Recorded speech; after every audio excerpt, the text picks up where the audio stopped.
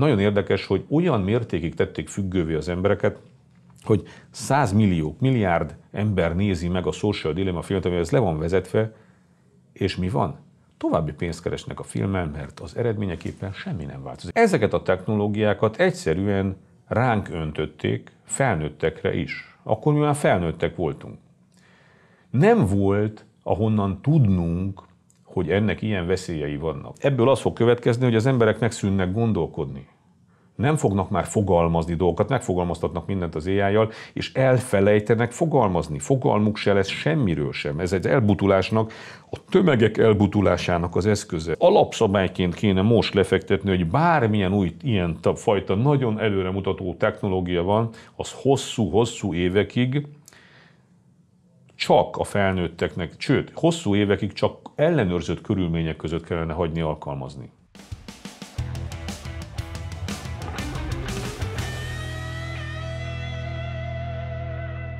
Nagy szeretettel köszöntök mindenkit, Bedő Imre vagyok, és ez itt a Férfiak Klubja Mentor csatornája. Azoknak, akik szemléletben és értékrendben mernek a dolgok mélyére nézni, és be akarják építeni az életükbe mindazt, amit meg tudunk tanulni az ősöktől, de a legmodernebb életbe építjük be. Tehát minden, ami használható ma ahhoz, hogy jó döntéseket hozzunk egy jó élethez, férfiként és nőként.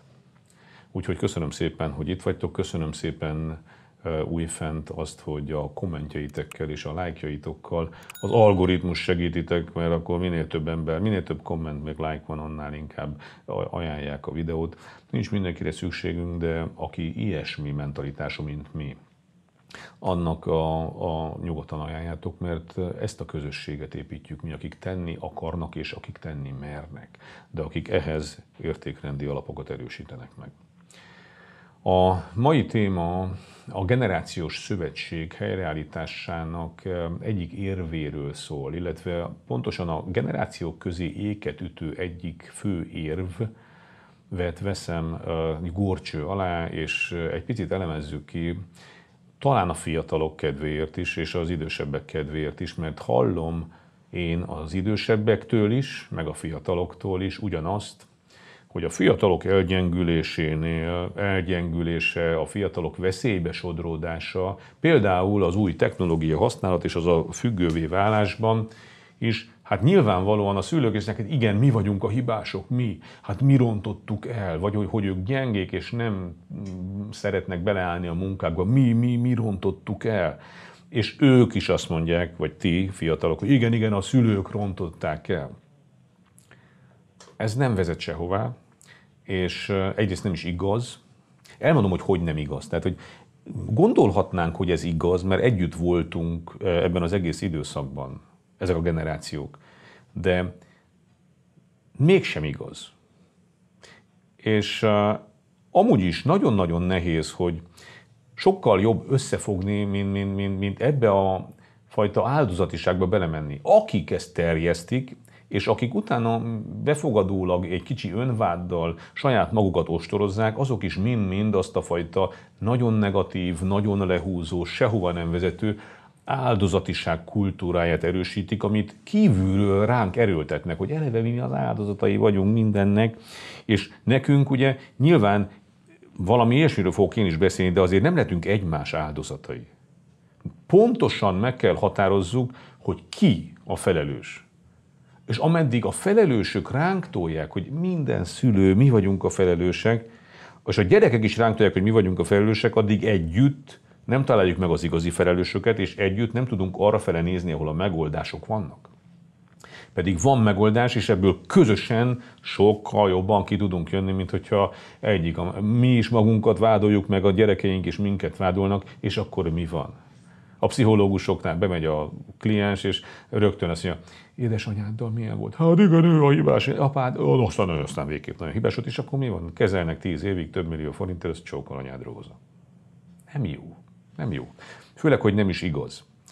Na most gondoljunk bele, hogy az áldozatiság kultúráját és egymásnak való, tehát mi egymásnak ugrasztásunkat azért propagálják, ha mi úgy gondoljuk, hogy mi mindennek az áldozatai vagyunk. Tehát az emberek a házastársuk áldozata, a gyermekeik áldozatuk, a szüleik áldozata, a munkaadó áldozata, a kormányzat, az egészségügy, az iskolarendszer áldozatai vagyunk, akkor ennek az áldozatnak a pénzét el lehet venni, mert mi úgy akarjuk kezelni ezt az áldozatiságot, hogy elmegyünk fizetni, mit tudom én, könyvet, tanfolyamot, pszichológust, kezeltetjük magunkat a pénzünkért. És hogyha áldozatiság van, akkor meg utána elvárjuk majd, hogy akkor az orvos, az egészségügyi rendszer, az iskolarendszer, a politika oldja meg a mi problémáinkat. Ő persze nem tudja megoldani a mi problémáinkat, de ő azt ígéri, hogy ha rászavazunk, akkor majd megfogja, de ezt újra meg újra megígéri.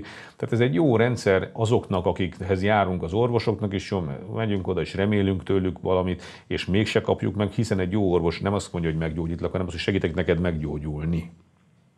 És az, hogy segítek neked meggyógyulni, ha ő ezt mondaná, akkor nem tőle várnám a gyógyulást, hanem önmagam tudom, hogy mi mindent kell tennem, hogy nekem mozognom kell, étkeznem kell, oda kell jobban figyelnem, erőnlétben kell, mentálisan nem tudom, és akkor az immunrendszer, stb. És akkor már rögtön más a helyzet, mint az, hogy én az áldozatiság kutyában, a orvosok, meg a gyógyszeripar, meg minden. Mind-mind a pénzünket veszi el. Plusz egyedül nekünk nem lesz felelősségünk. Ha nincs felelősségünk, akkor mi nem vagyunk hibások, ergo más a felelős és más a hibás, és tudunk róla beszélni. De nem fog semmi megváltozni. Tehát ez a fajta égütés, hogy egymásra mutogatunk ebben a dologban, ez abszolút sehova sem vezet. Tehát, hogy ha nincs felelősségünk, ha mindenért más a felelős, ha mindenért más a hibás, akkor mi kik vagyunk? Mert az lennénk, ami felelősségünk nekünk, amit mi csinálunk, meg az vagyunk mi. A fogyasztásunk leszünk. Nagyon-nagyon sok ember odáig szűkítette önmagát, mivel nincsenek az életének nincsenek termékei, nem tudja, hogy mit állított ő maga elő igazán, akkor ő maga a fogyasztása, amilyen luxus fogyasztásai vannak, mindenkinek a maga szintjén, abban próbálja meghatározni magát. Nagyon-nagyon kevés. Nem csoda a depresszió, a kiégés, a reménytelenség, és ezen úrrá kell lenni. És ezért lássuk a valóságot, hogy tényleg a szülők a hibásak. Például maradjunk a technológia használatnak, ma már ugye rengeteg tudományos kutatás mutatja azt, hogy a technológia használat mennyire rossz, hogy függővé tesz.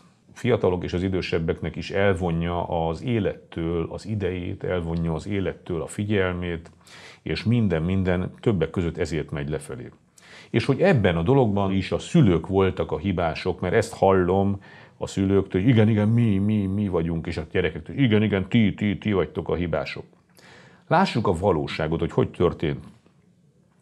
Mondjuk a 90-es évek után jöttek ezek, a 2000-es évek után ezek az új technológiák, maradjunk csak a social media összes ilyen bugyránál, ami rengeteg ilyen applikáció az okostelefon, és ami az okostelefonnal jött. És mi történt ebben? Ezeket a technológiákat egyszerűen ránk öntötték, felnőttekre is. Akkor mi már felnőttek voltunk. Nem volt ahonnan tudnunk, hogy ennek ilyen veszélyei vannak. Fogalmunk nem volt, ahol ez vadonatúj dolgokként jöttek. Nem olyan, hogy nagyapától, dédnagyapától, mindenkitől megtanulhattad volna, és akkor meg kellett volna védenem téged, mint fiatalt. Mi ezt nem tudtuk.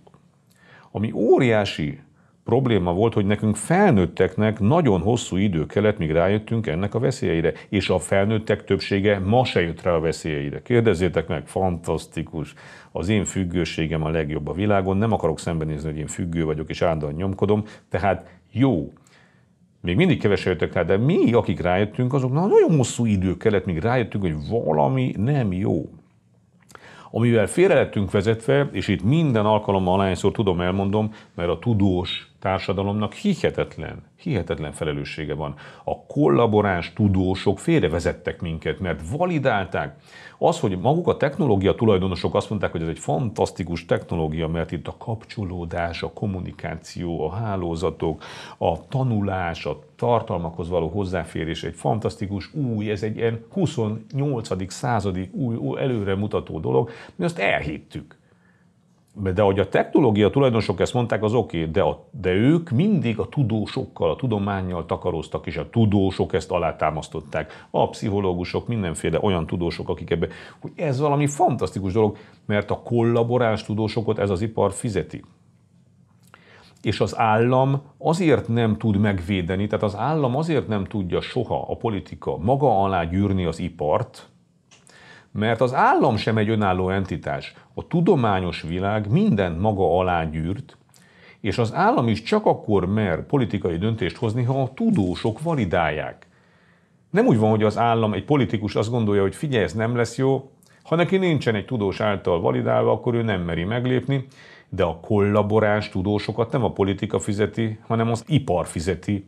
És a kollaboráns tudósok az ipari érdekből, ugye az ő pénzükért megvezetik a politikát is. És a politika soha nem tud az ipar fölé kerekedni, hogy visszaszorítsa azt, ami a társadalom számára káros, hogy betiltsa, hogy megregulázza, mert neki is kell tudományos vélemény, a tudósokat meg nem ő fizeti, hanem az ipar, és ezért az lesz a vélemény, hogy ez így jó. És senki nem mer ezzel szembe menni.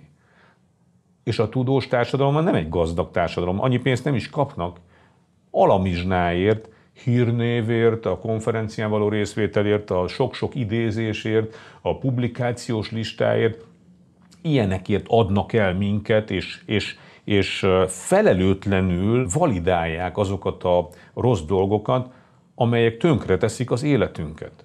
Ugye ez egy nagyon súlyos, azért mert próbálok oda eljutni, hogy most őszintén, mi vagyunk a hibások, amikor ránk öntöttek egy technológiát. Elhitették velünk, hogy csak akkor vagyunk modernek, csak akkor vagyunk haladók. Gyerekeinknek azzal tesszük a legjobbat, a világnak is, tehát egyszerűen lenézem, hogyha ezeket elkezdjük használni.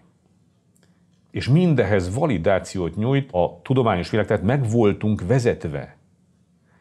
Ez nem olyan áldozatiság, hogy nem igaz, hanem ez egy olyan áldozatiság, ami áldozattá tettek. Tehát valójában egy nagyon szervezett módon lettünk az áldozataik. Tehát nem egy áláldozatiság, mint az összes többi, amiről az elején beszéltem, hogy egy valódi áldozattá váltunk. És mára kiderült rengeteg módon, meg mindenféle kutatás is van erre, de még mindig alternatív kutatások. Tehát már azért a mainstreambe kezd éppen átmenni, hogy azért sok-sok szörnyű hatása van annak, hogy ezeket a technológiákat például úgy fejlesztették, hogy mi függővé váljunk tőle. A technológia fejlesztések maguk, tehát a Facebook, az Instagram, a TikTok és az összes többi, a YouTube, a Google, az összes többi arról szól, ennek a fejlesztési pénznek a 100 millió dollárjai, milliárd dollárjai, kifejezetten azzal a céllal történt fejlesztések, hogy minket függővé tegyenek. Az agyi működésünk feltérképezése azoknak az idegrendszeri kapuknak, azoknak az idegrendszeri és hormonális működési rendszereknek, ami az embernek a sajátja, azoknak a triggeresési pontjaidból, hogyan tudnak úgy hatni, hogy minden idődet ott töltsd el, és elvegyék az életed. Ezek nyilvánvaló dolgok, csináltak erről egy filmet, a Social Dilemma című filmet, és nagyon érdekes, hogy olyan mértékig tették függővé az embereket, hogy 100 millió, milliárd ember nézi meg a Social Dilemma filmet, amivel ez le van vezetve, és mi van? További pénzt keresnek a filmen, mert az eredményeképpen semmi nem változik. Mindenki beszél, láttad, hogy minket hogy? Igen, és mit csináltál? Le tudtál róla szállni?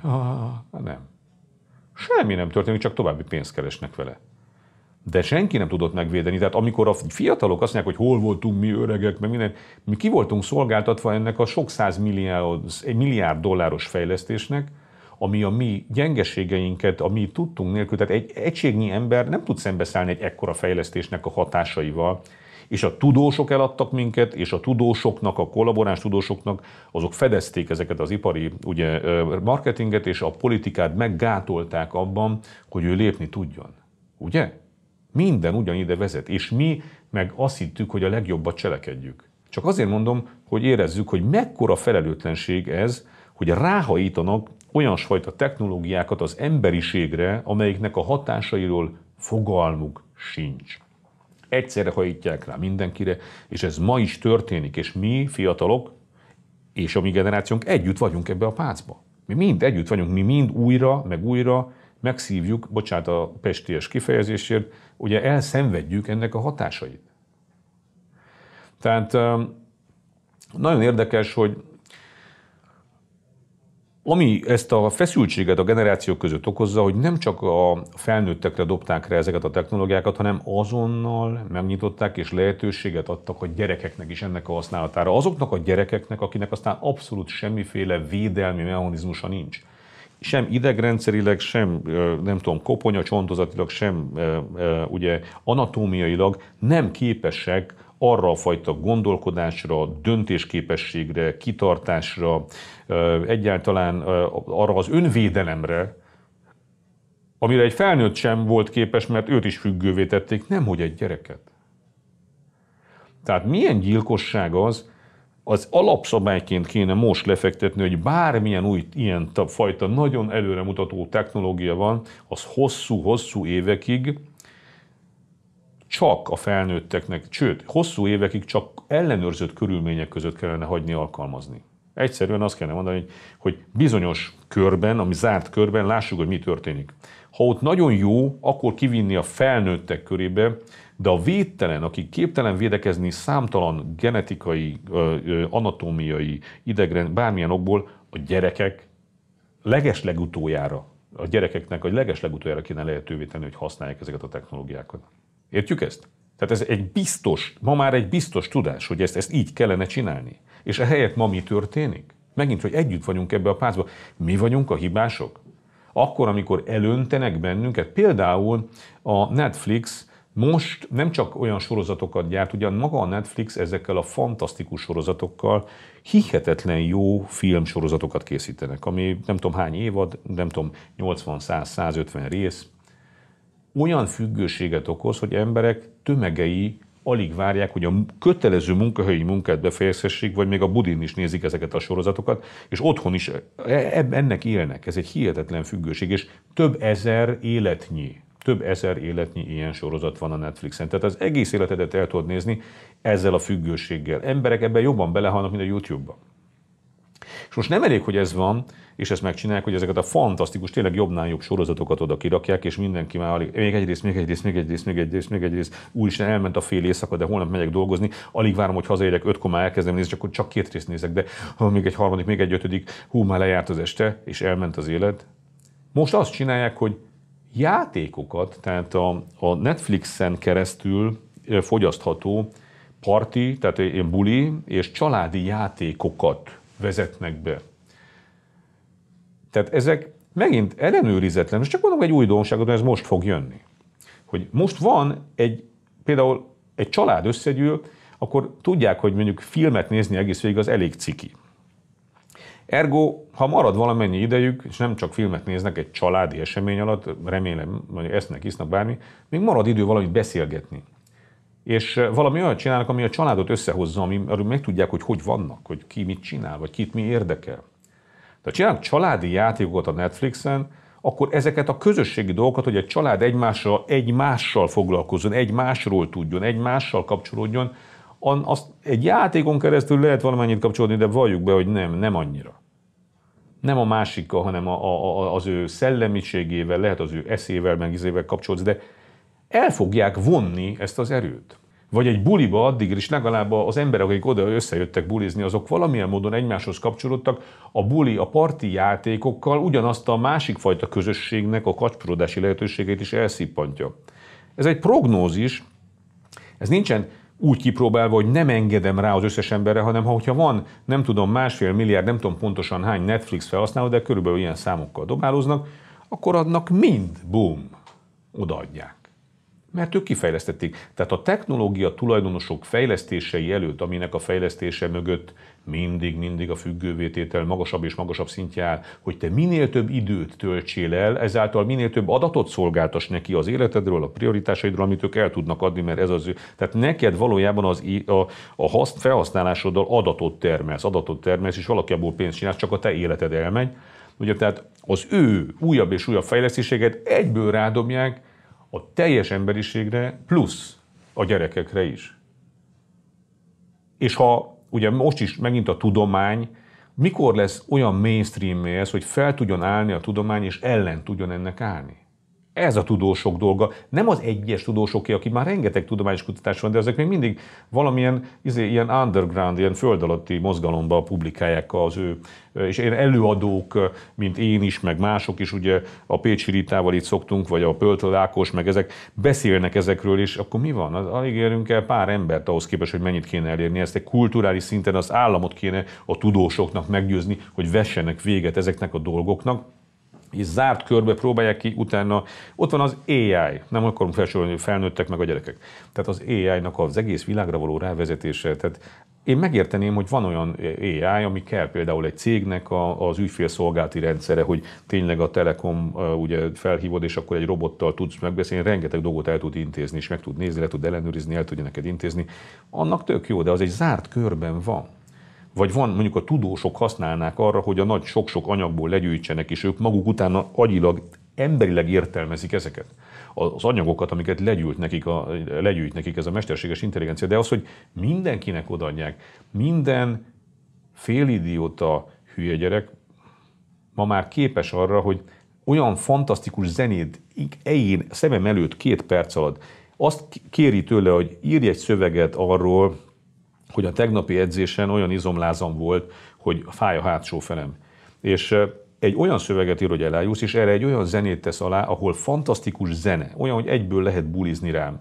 Csomó hangszer, énekes, aki elénekli azt az írott szöveget, amit az AI írt. Soha-soha ember nem énekelte el. Ha akarod fiú, ha akarod lány, fantasztikus magyarsággal, de mögötte vokál van, szólók vannak, mindenféle hangszeres szólók, a verze, tökéletesen nagy fináléval a zenét megcsinálja, szövegestől, zenéstől 2 perc alatt. Most ilyenkor azért fölmerül, mikor én ezt láttam a saját szememmel, akkor tényleg felmerül a kérdés, hogy azokat a zenéket, amit a nagy magyar, nagyon-nagyon-nagyon felkapott magyar hasonlított is ahhoz a zenéhez, az vajon kiírja a szövegét, a dallamát?